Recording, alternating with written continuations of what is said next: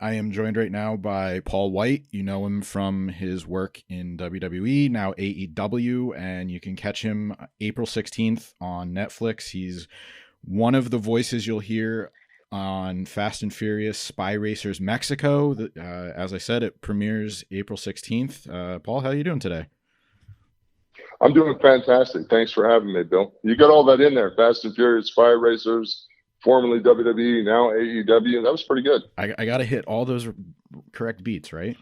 Yeah, you hit all the beats. I have a new respect for that now that I'm doing commentating.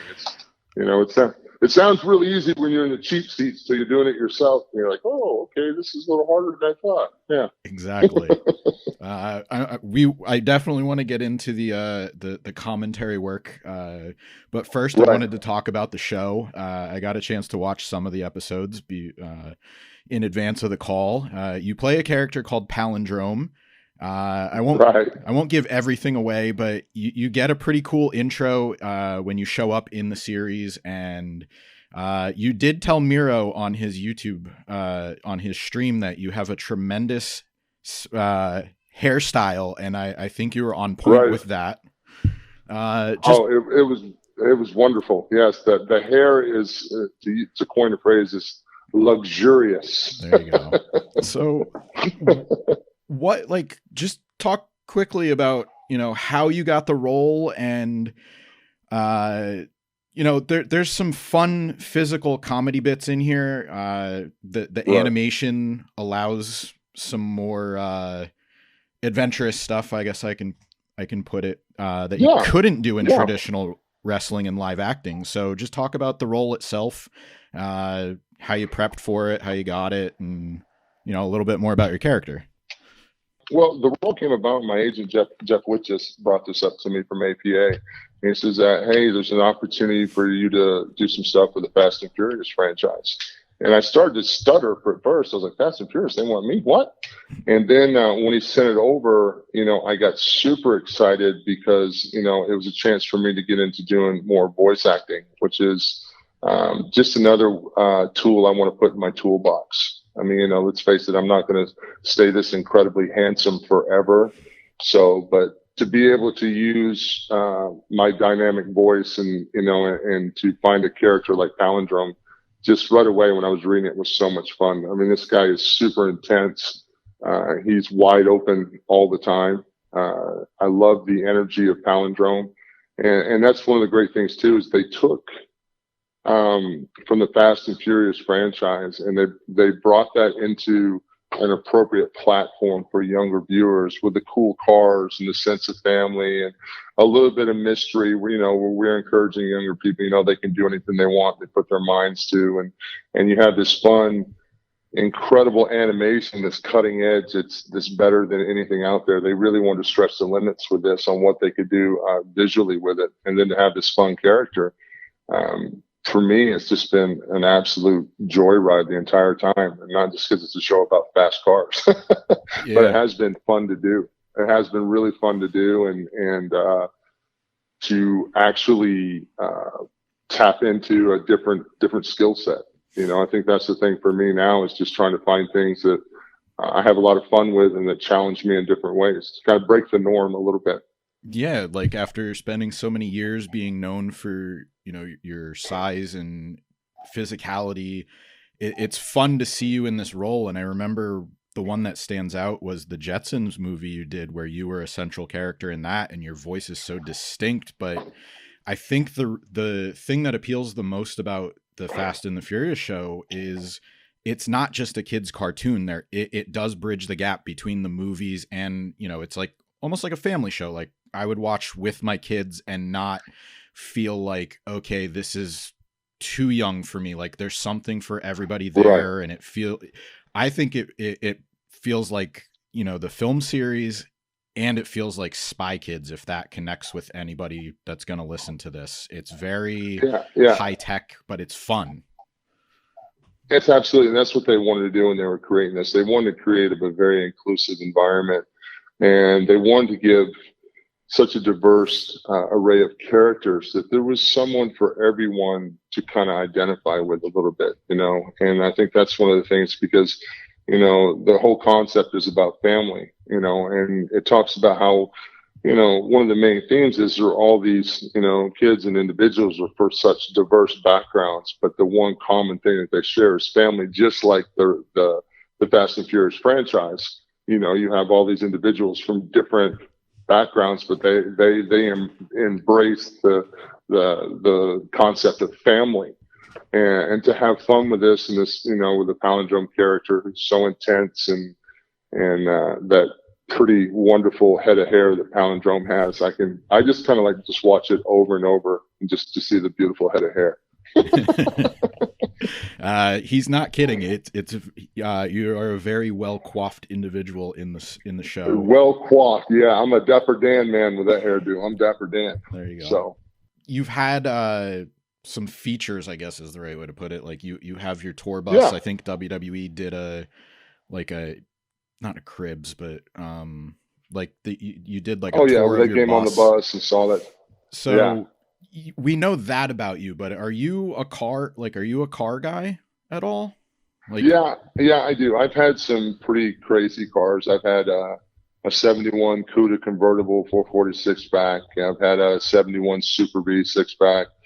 I've had a twin turbo V12 Mercedes. I've had a Bentley W12 Mulliner GT. Right now, my two current muscle cars, I have a 2005 Viper truck 2-door 6-speed that's got 20,000 miles on it, and I have a 1966 Hemi Charger black on black that I think is like one of 13. I think my 66 Charger is, and that one was a good friend of mine named John Cena hooked me up with that car.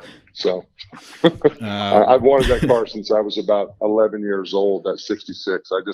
I like the back end of the 66 with that big window and the slope, and that was the first year they came out with that Charger. And I've gone through it.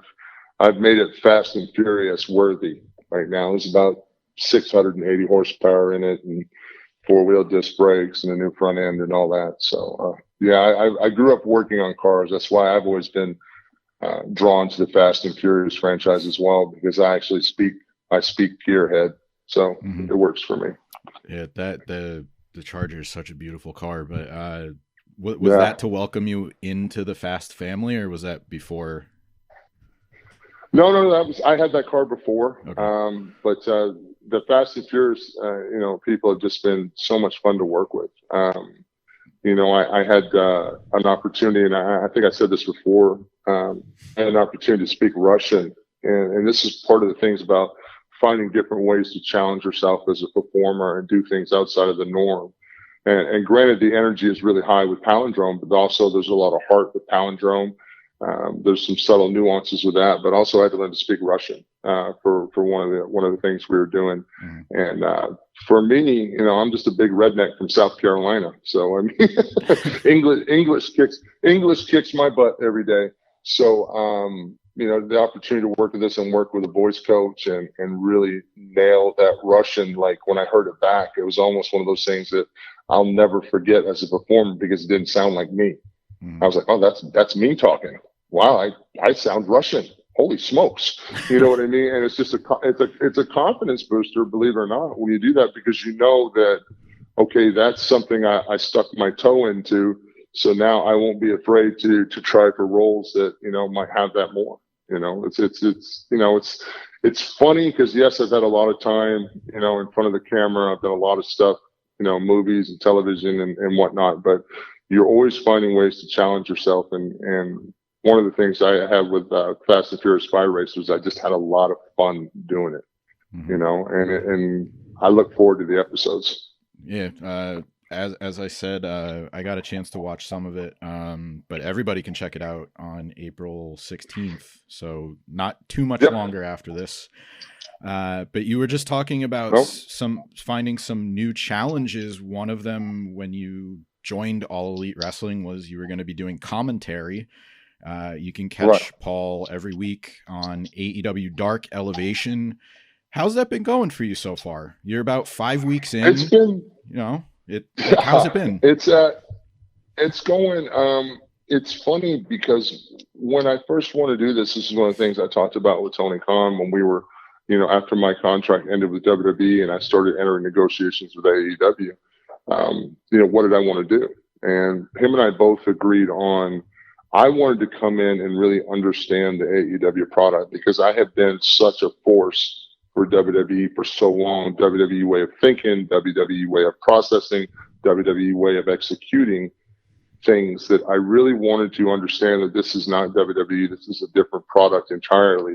I wanted to immerse myself as much as possible and kind of forget a lot of the things that I knew, if that makes any sense. Mm-hmm. So I want to immerse myself in this product, become familiar with the talent, and color commentating was something that I always had aspirations to do. I got a little taste of it here and there in WWE for brief instances, but this opportunity, Tony's like, yeah, we got a show. We're going to launch Elevation to be you and Tony Schiavone, and and it wasn't a temporary thing. Like Tony just, had the confidence in me to hit the ground running and go with it. And I'm very lucky to have somebody like Tony Schiavone to work with, who I knew in WCW. So we've known each other for, almost 30 years, and then to work with him and see his professionalism and how he does things, and then and I got JR there too, and JR gives me a lot of insight on things. And I've made a couple mistakes here and there, and I'm learning. I think one of the things that I said early in my commentary is I said, particular talent is selling their arm, and then, Tony says, well, we can't use the word selling.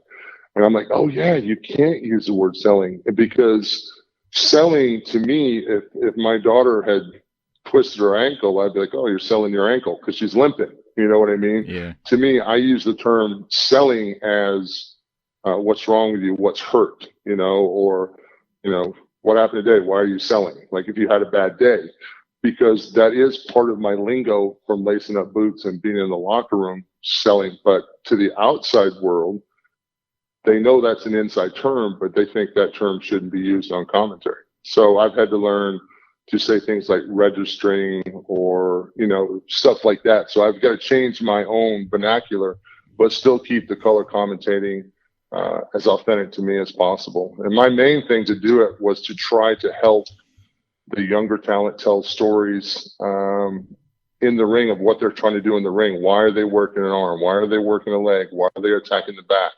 Why are they doing the things they do? So that the audience at home that may not be familiar with the psychology of wrestling, I can take them on that journey. So hopefully it makes them understand what someone's doing in the ring and why they go for a high risk maneuver that may not pay off. And for me personally, it's really getting me an up close and personal chance to view all the talent and become familiar with them, so that when the time presents itself and I dust off my boots and get back into the ring, that I'll understand everybody that I'm working with and how to work with them and enhance them as well. When you first got to AEW, you did talk about doing commentary and the potential of wrestling again. Has that itch increased or decreased just based on, really having a regular role on commentary? Okay. Increased. I think I said it a couple of days ago to Tony. I don't know if it made it on air or not.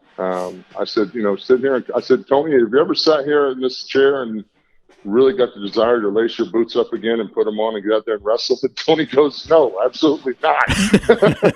So, of course, for him, from an announcer sort, but for me as a competitor, like I really, really dig the environment at AEW. It's nowhere near as micromanaged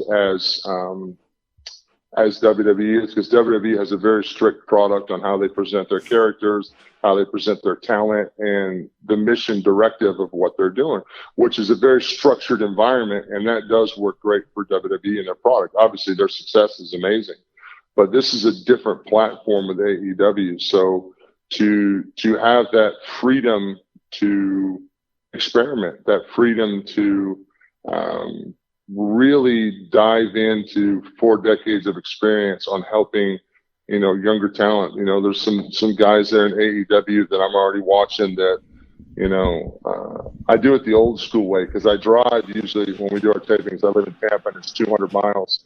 So when I'm in the car, I'm usually having matches in my head with talent at AEW that, I want to work with potentially, whether it's Darby Allin, whether it's, Lance Archer, whether it's Kenny Omega, guys that I've never had a chance to work with in the ring. I'm already having matches in my head in different scenarios that complements their style and complements mine. So that excitement and that drive is just so invigorating. And I can't express to anyone how incredibly happy I am right now to be in AEW. Well, I will say this. I'm looking forward to when that happens. It sounds like when, not if. You just named quite a great list of, like, I would love to see you work with Darby or Lance Archer. That would be really cool. But in the meantime, you get to see quite a bit of talent, and it's not just like, I think when Elevation started, maybe there was an impression that, okay, it's going to be, only a certain group of guys, and then, like Dynamite's the main show. There's still that thought process about how shows are structured. But if you look at the card last night, you had Penta, you had Miro, Best Friends, Pac, and you have all of these breakout talents. So is there anybody that you've seen since you started on Elevation that, you really think is maybe going to be the next breakout star, whether it's just becoming an AEW regular or maybe one of the mainstays right now that's really going to be like a headliner throughout the rest of the year?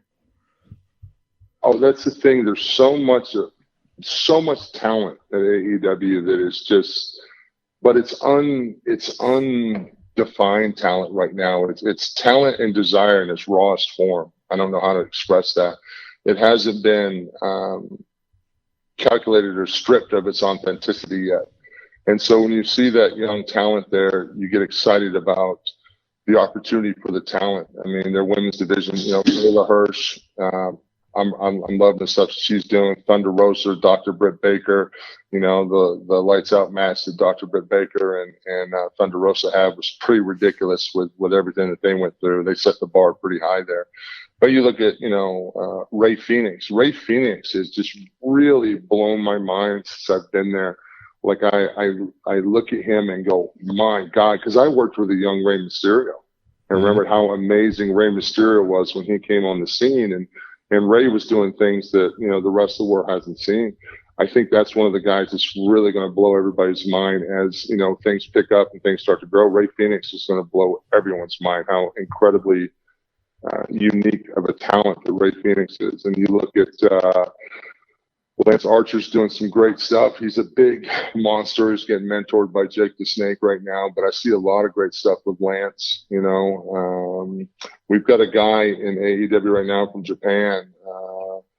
Let's see, it was Takeshita from Japan, and he's a bigger kid, and he's just got such an incredible star quality about him when he's in the ring, just to watch him work. I think the AEW audience is really going to be impressed with him coming along.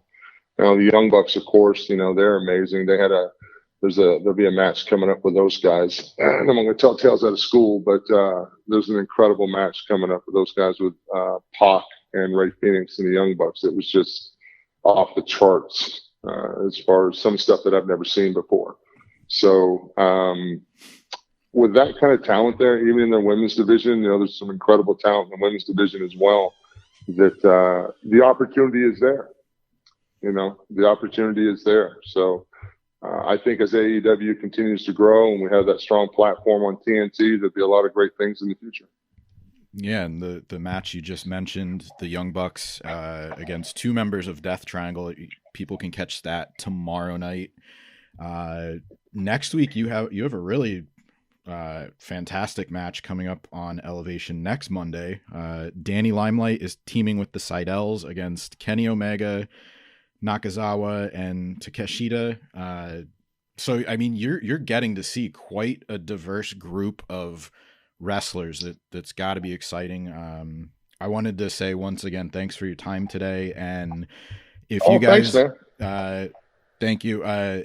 Be sure to check out Fast and Furious Spy Racers Mexico. Check it out on Netflix on April 16th, and check Paul out every week. You can hear him AEW Dark Elevation Mondays on the AEW YouTube channel.